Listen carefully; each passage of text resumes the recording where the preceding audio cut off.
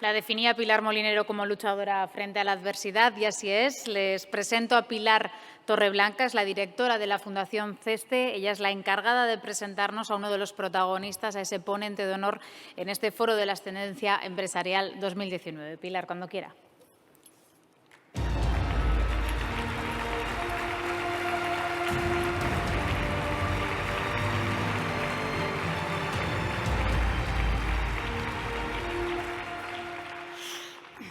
Buenas tardes a todos, vicepresidente, consejeros, amigos. En primer lugar, quiero agradecer al Gobierno de Aragón y a los responsables del Instituto Aragonés de Fomento su invitación a Fundación CESTE para presentaros a nuestro presidente de honor, alguien que realmente no necesita presentación. La figura de don Antonio es de sobra conocida tanto en el ámbito nacional como internacional.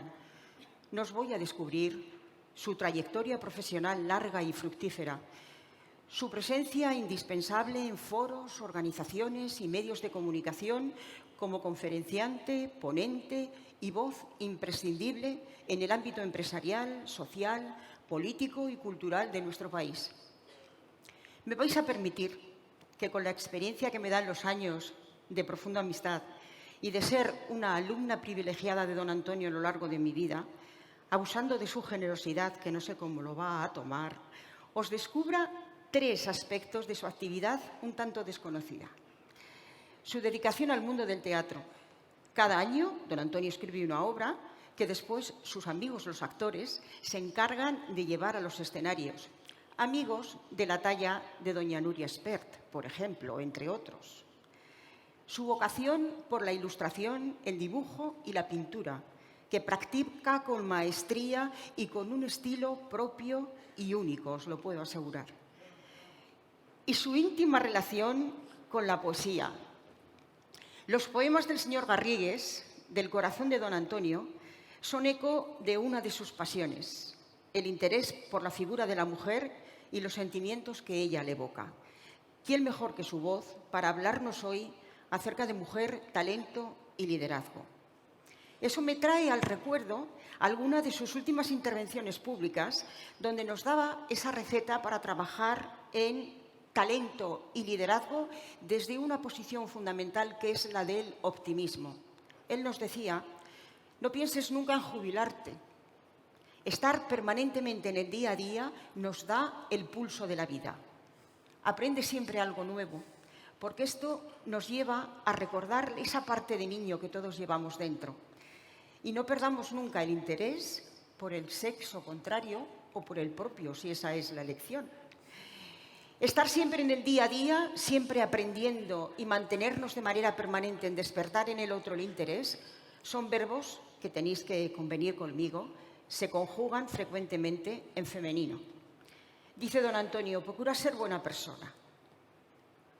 No serlo es fundamentalmente, una frase que me encanta, una profunda estupidez. La bondad y la ética son una fuente de sensibilidad y de sostenibilidad. Para finalizar, según nuestro maestro, no tenemos derecho al pesimismo frente a otras personas que sí que realmente lo tienen. El mundo rico tiene la obligación de equilibrar al mundo pobre y de todos es conocido que la ética, el optimismo y la solidaridad están de forma habitual en el ADN de las mujeres. Os aseguro que después de escuchar esta tarde a don Antonio, saldremos un poco más sabios, un poco mejores y fundamentalmente con una dosis generosa de optimismo. Y a partir de este momento recordad siempre esta frase, queda terminantemente prohibido levantarse sin ilusiones. Don Antonio, cuando quieras.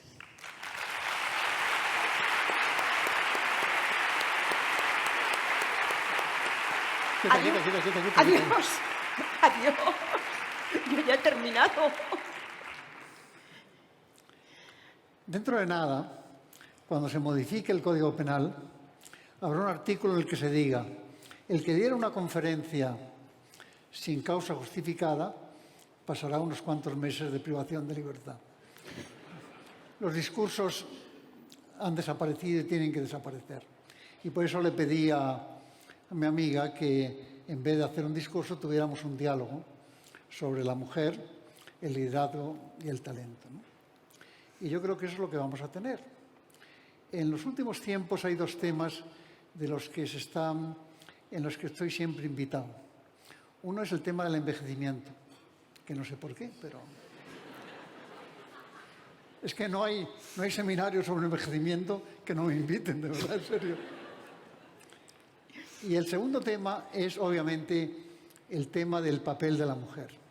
Y es que, en efecto, son dos temas básicos del mundo actual, en el sentido de que estamos viviendo una época en donde la natalidad está ascendiendo y la longevidad está creciendo. Y eso hace una cosa muy simple, que es envejecer a la sociedad. Y una sociedad envejecida es una sociedad envejecida. Por mucho que se le dé la vuelta, una sociedad envejecida no es una sociedad joven. Y por lo tanto carece de la audacia, del sentido del riesgo, de la curiosidad, de la fuerza que tiene una sociedad joven. España va a ser una de las sociedades más envejecidas del mundo, en concreto, desde luego, de Europa. Y eso nos tiene que preocupar y que inquietar. Y que algo tenemos que hacer para intentar lograr cambiar un poco esta especie de situación, porque, insisto, eso es una cosa muy mala. El tema de la mujer es también el tema que se ha convertido en un tema clásico y básico. La primera pregunta que quería hacerte, Pilar, es ¿por qué crees tú que se ha tratado tanto en descubrir que la mujer es la mitad de la población, vamos, una mitad mayoritaria además, y que no ha cumplido ese papel? ¿Quién tiene la culpa de que la mujer no haya cumplido hasta ahora el papel que le corresponde? ¿Quién la tiene? Pues fíjate, esto es un atraco a mano armada. Eso es. Vale, bien. Eso es una cosa... Te lo cobraré, bien. Pero en fin, vamos a ello. Yo creo que la verdad es que buscar culpables es una palabra que a mí no me ha gustado nunca usar en mi léxico, pero si buscamos responsables o por qué ha sucedido, en principio yo creo que porque una sociedad patriarcal llevaba siempre adicionado el papel de la mujer como soporte. Y en gran medida yo creo que las mujeres, o la mayoría de las mujeres, han aceptado ese rol, o cuando han decidido sacar la cabeza o alzar la voz, no ha habido esa capacidad de unión y de solidaridad que comentaba entre nosotras. Es decir, las mujeres somos muy solidarias con la sociedad y con los demás, pero somos poco solidarias con nosotras. Y yo creo que es momento, o está siendo momento, en el que las primeras que descubramos nuestro rol y nuestra posición de igual a igual, no de más ni de menos, sino de sumar, somos precisamente las mujeres. Y yo, a lo mejor soy, por deformación de mi amistad contigo, excesivamente optimista, pero entiendo que esto poco a poco se va alcanzando nuevas metas, se van alcanzando nuevos logros, porque las mujeres estamos convenciéndonos más nosotras de que ese es nuestro rol. Sí, Pilar, pero he leído hoy, justamente viniendo, que se calcula que deben pasar como mínimo 100 años, y algunos hablan más de 140 años, para que haya igualdad salarial entre hombres y mujeres. ¿Tú crees que podemos tardar tanto en que se produzca ese fenómeno? ¿Y tú crees que se va a tardar tanto si realmente estamos viendo que los procesos en la sociedad se están sucediendo de una forma vertiginosa? O sea, hace 10 años nadie podía pensar que en 10 años las nuevas tecnologías, el mundo del Big Data, los smartphones, las tablets, etcétera, iban a ocupar ese papel tan importante que están teniendo. En aquel momento se hablaba del rol de las máquinas, pero no de una forma en el que el ser humano, las personas, yo veo ahora los jóvenes, que realmente parece que nacen con el smartphone pegadito. Entonces, yo creo que no va a hacer falta todos esos años. Yo creo que va a ser mucho antes. Por necesidad, Por necesidad. Porque tú lo has dicho muy bien, es una sociedad envejecida y queramos o no queramos, las mujeres hemos venido para quedarnos y para estar ahí. Con lo cual yo creo que esto... Bueno, yo a lo mejor no lo veo, pero seguro que la siguiente generación a mí lo va a vivir, esa paridad. Me encanta la idea de que la aceleración de cambios sociológicos es tan profunda que hablar ya de 100 años o de 120 años es como hablar de... ¿Existirá Pero lo el digo planeta? porque sigue insistiendo mucha gente en que se va a tardar 100, 120 años en lograr la igualdad real entre el hombre y la mujer, ¿no?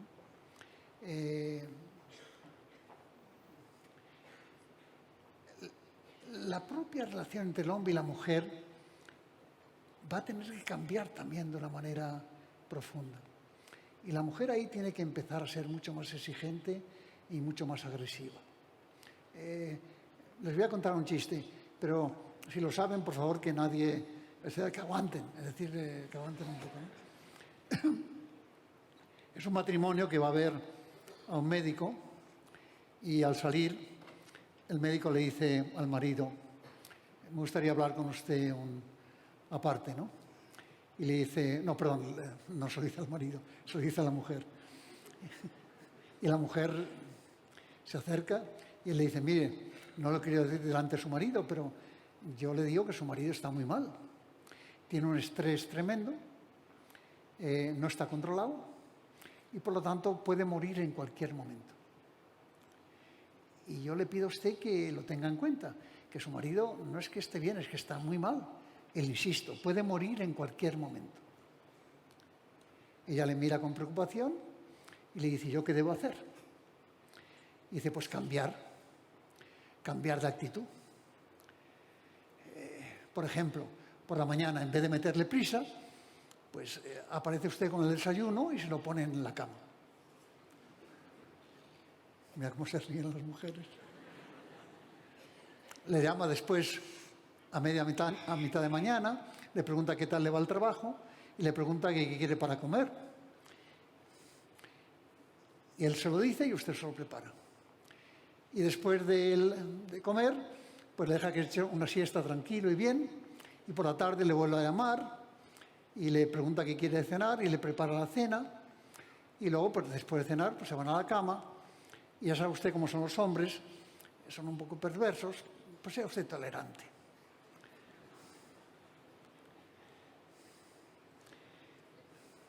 La mujer se va, se monta en el coche y el marido de pronto se vuelve y dice, ¿y a ti qué te decía el médico? Que te vas a morir muy pronto.